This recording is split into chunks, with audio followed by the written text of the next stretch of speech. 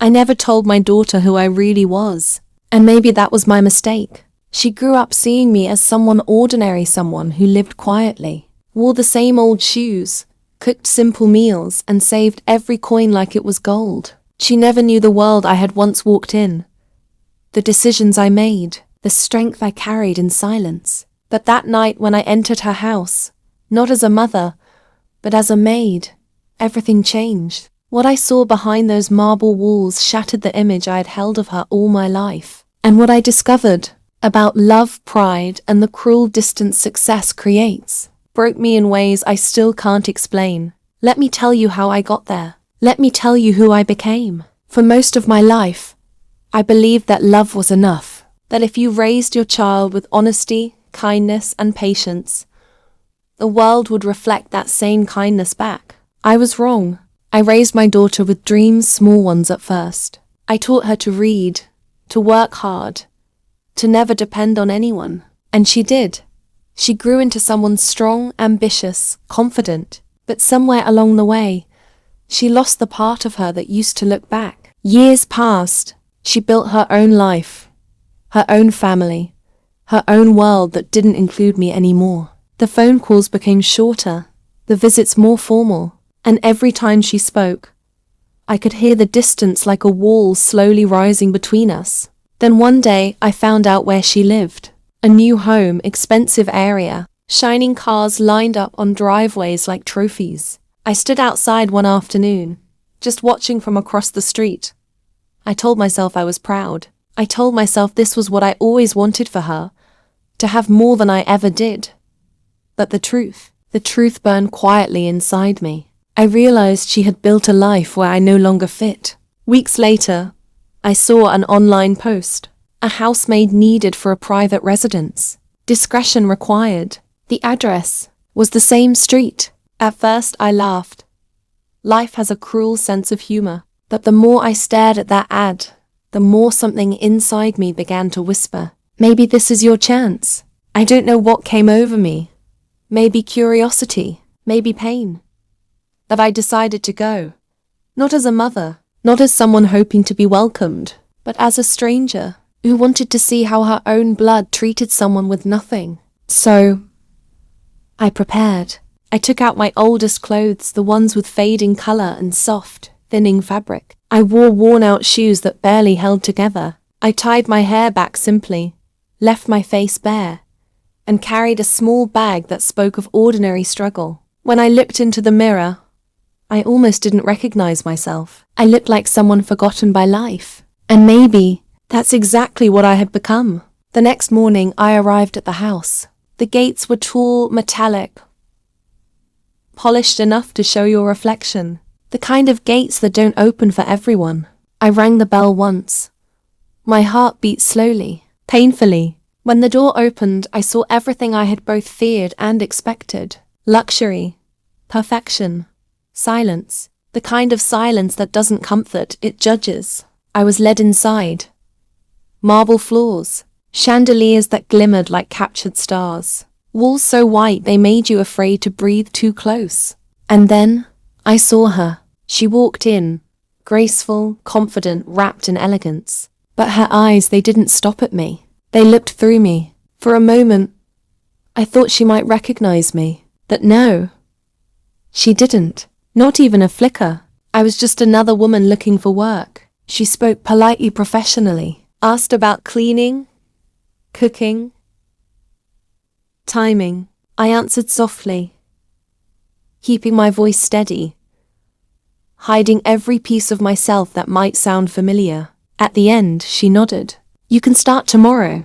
And just like that, I became a maid in my own daughter's house. That night, when I returned home, I sat quietly by the window. The city lights flickered in the distance, and for the first time in years, I cried.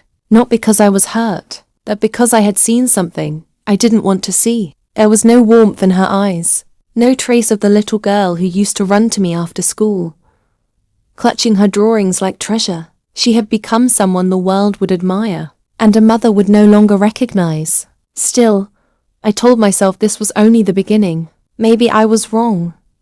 Maybe she just didn't notice in that moment. Maybe love still lived somewhere beneath all that distance. I decided I would find out, even if it broke me, because sometimes, to truly understand someone you love, you have to disappear from their world first. The next morning, I arrived early, too early perhaps. The sky was still grey, and the streets outside were quiet, except for the sound of passing cars. I stood before the tall gate again, holding my small bag close to my chest. For a moment, I wanted to turn back, but something stronger kept me there. When the door opened, a different face greeted me this time. Someone from the staff, kind but distant. I was shown around quickly. The house was larger than I had imagined. Long corridors that smelled faintly of polished wood and perfume. Rooms with curtains that touched the floor. Everything shining, perfect, untouched. And yet, something about that perfection felt wrong. It felt cold, like a museum where emotions weren't allowed. I was given simple instructions: clean the living room first, then the kitchen, then the guest area. No unnecessary talking, no questions, no noise. Just do the work and stay invisible. Invisible. That word lingered in my mind as I swept, dusted, folded, arranged. It was strange how easy it was to vanish when people had already decided you didn't matter. Hours passed quietly. No one looked at me twice. They walked past me as if I were part of the furniture. But I watched silently, carefully. Every movement, every tone, every unspoken rule that shaped this house. By afternoon, I began to understand what kind of world I had entered. It wasn't cruelty that ruled here. It was indifference. The kind that doesn't hit you directly. It just erases you slowly. People spoke only when needed. Smiles were rehearsed. Laughter was polite. And love was nowhere to be found. As the days went on, I became part of the background. They ate, they laughed, they entertained guests, and I stayed in the shadows, cleaning, observing, listening. But it was in those small, unnoticed moments that I began to see the truth. The daughter I had once known, the one who used to share her secrets at the kitchen table, who used to cry over small heartbreaks, who used to dream with her eyes full of light, was gone. What remained was someone polished, composed, and distant. Every word that came out of her mouth was measured, every gesture carefully performed. And when she spoke to people like me, workers, helpers, staff, her tone changed. Softer maybe, but hollow, empty of warmth. At first, I tried to convince myself it was the city. The world changes people, I thought. Maybe success demands a kind of hardness I could never understand. But deep down, I knew. This wasn't change. This was transformation. And not the good kind. One evening, while cleaning the dining room, I overheard a conversation. They were discussing a charity event, something about donations and appearances.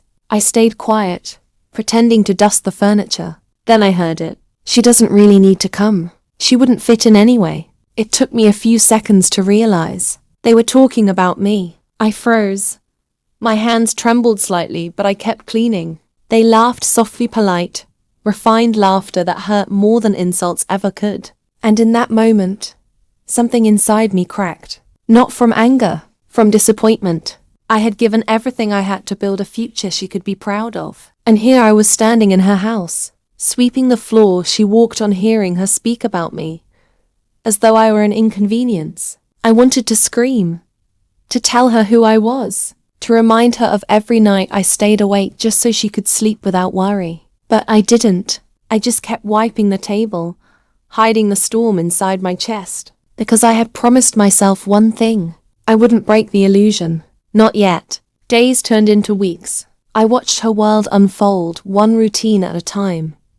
Meetings, calls, guests with expensive smiles, laughter that never reached the eyes. And then one day I saw something that explained everything. She was sitting alone by the window late at night. The lights were dim. The house was quiet. And for the first time since I arrived, I saw her cry. Not the graceful, controlled tears people shed for sympathy, but silent, painful tears, the kind you hide when no one's supposed to see. In that moment, Every anger I had turned into something else. Pity and guilt. Because maybe I had been wrong too. Maybe the world she lived in demanded a mask she couldn't take off anymore. Maybe she had lost herself long before she lost me. That night, I couldn't sleep. I sat by the small window in my tiny rented room, watching the city lights blur into soft gold. I thought about everything: her face, her voice, her distance.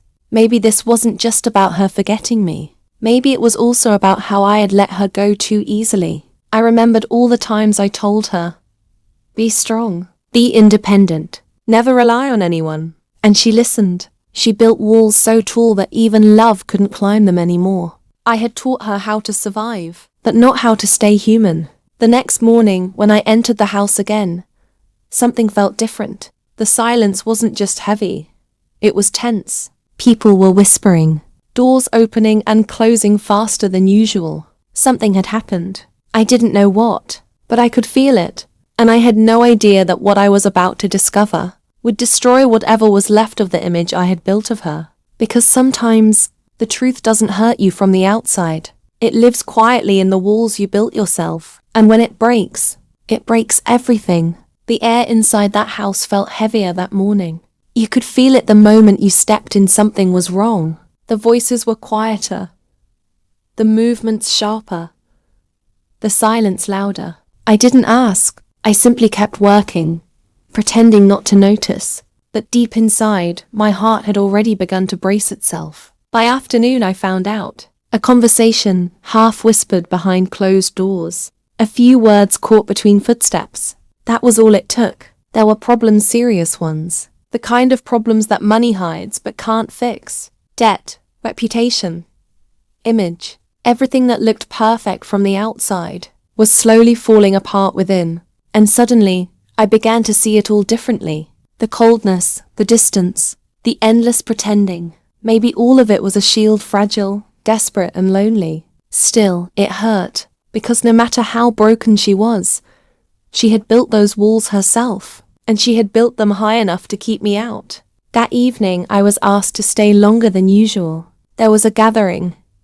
Important people, expensive clothes, louder laughter, the kind of smiles that only appear when cameras are around. I moved quietly between them, carrying trays, picking up glasses, clearing the little messes people made when they were pretending to be perfect. And then something happened. A conversation again. A few sentences that slipped out when they thought no one was listening. Someone asked about her family, and she said, softly, almost casually, "My mother, she's gone. She passed away years ago." The world around me blurred for a second. The sound of laughter, the music, the chatter, it all turned into a dull, distant echo. Gone.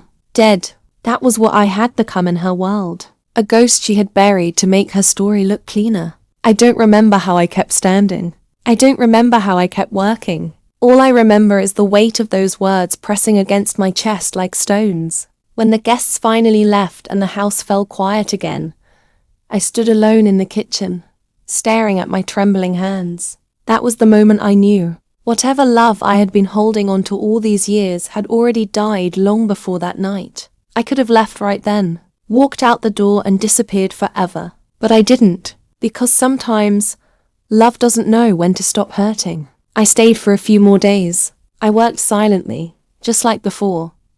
And each day I watched her. Watched the cracks growing wider in the life she had built. The sleepless eyes, the forced smiles, the quiet arguments behind closed doors. She was trapped inside the image she had created, and I was trapped in the memory of who she used to be. Then one morning, I saw her sitting alone again, staring out the window, her hands trembling slightly, the same sadness in her eyes, the same emptiness I'd seen before. And for a moment, I wanted to go to her, to hold her the way I used to when she was a child, to tell her that no matter how far she had gone, no matter how many lies she had told, she would always be my child. But I didn't. I simply turned away, because I realized something. Sometimes love means staying silent. Sometimes it means walking away quietly, so the person you love doesn't have to see the shame in your eyes. The day I left that house, the sky was grey again. just like the day I first arrived. No one stopped me. No one asked where I was going. I walked past the gate, down the clean, quiet street, and for the first time in years, I felt light. Not happy, not free, just light. I had seen the truth, and the truth, no matter how much it hurts, always sets you free in the end. When I reached my small apartment, I took off the old shoes I had worn every day in that house. I placed them by the door, sat down by the window, and looked out at the fading city lights. I thought about everything I had learned, about pride, about love, about the thin line between success and emptiness. And I realized I wasn't angry anymore, because sometimes people don't lose you out of hatred. They lose you because they're too afraid to face the mirror you hold up to them. I whispered softly to the quiet room, not as a mother mourning her child, but as a woman who had finally understood her own worth. I forgive you. And in that moment, for the first time in a long, long while, the silence didn't hurt anymore.